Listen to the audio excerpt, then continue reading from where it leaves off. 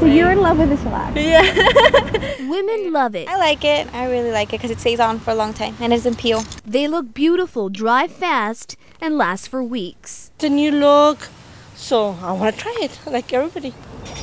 Ladies are flocking to nail salons to get this long-lasting nail color experience. It's the gel manicure, commonly referred to as shellac. It costs anywhere from $30 to $40. Can last more than 14 days before chipping and leaves your nails looking shiny and polished. But is this new mani putting your health at risk? So here's how it works. In between the layers of polish, your nails go underneath this UV lamp for no more than 10 minutes.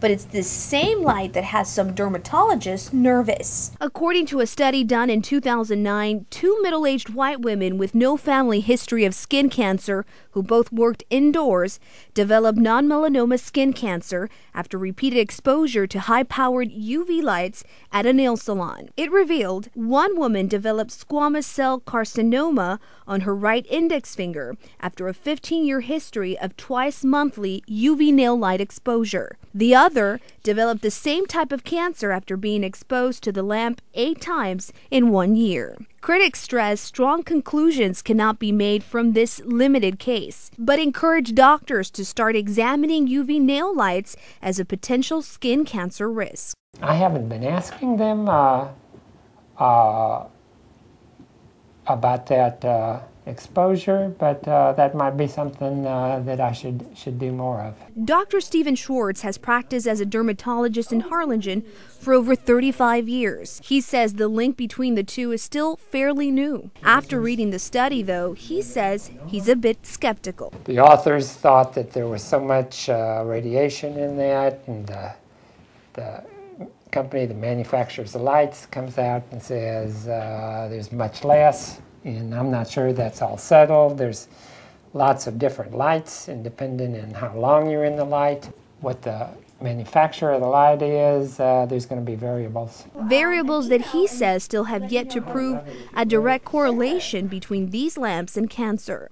There is absolutely no risk with using the UV light that comes from the nail lamp. C&D Shellac is one of the most popular makers of the polish.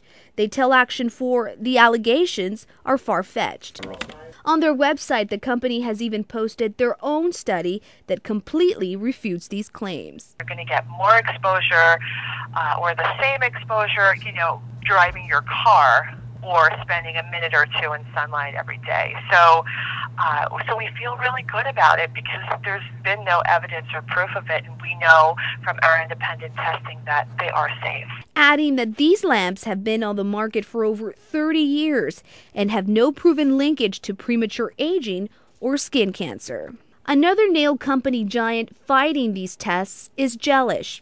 They emailed us this statement saying studies have repeatedly shown that the hands aren't in the lamps long enough to cause any damage.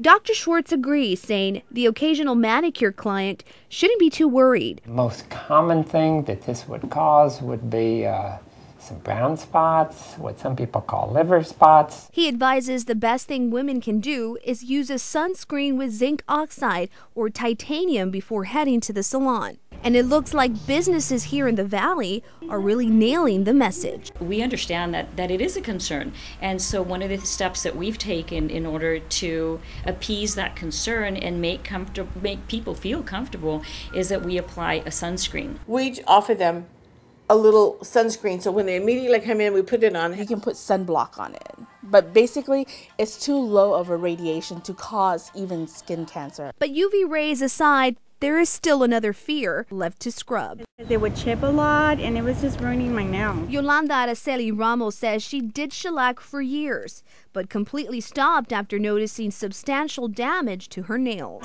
We found that after the manicure, the nail became thinner and fragile. Dr. Antonella Tosti is a professor of clinical dermatology at the University of Miami Miller School of Medicine. She conducted a study on the damage constant use of this gel manicure could have. After testing out 4 women, she concluded that they all complained of weaker, brittle nails.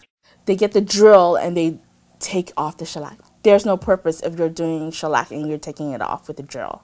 According to Dr. Toasty, the removal process is the most crucial part of the manicure. Some customers may feel resorting to doing it themselves is the easiest, least expensive way to go.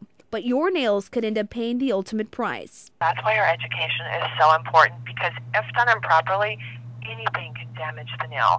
And Shellac assures that if removed correctly by a professional, there shouldn't be a problem. They instruct nail techs to cover up fingernails with acetone full cotton balls and then surround it in foil. It's a 10-minute process they guarantee is pain-free. Still, despite the controversy, sales for this polish just keep growing. It has quadrupled our business in sales in the past 2 years. Not only nationally, but also here at home. Since we brought shellac in, and we do a lot of manicures in our 3 locations, we do 60% are shellac manicures. The number of women that like it just keeps growing and growing. So to gel or not to gel? That is the question. Only time will tell if women here in the Valley are willing to try this no-chip manicure for themselves. In Harlingen, Mary Avila, Action 4 News.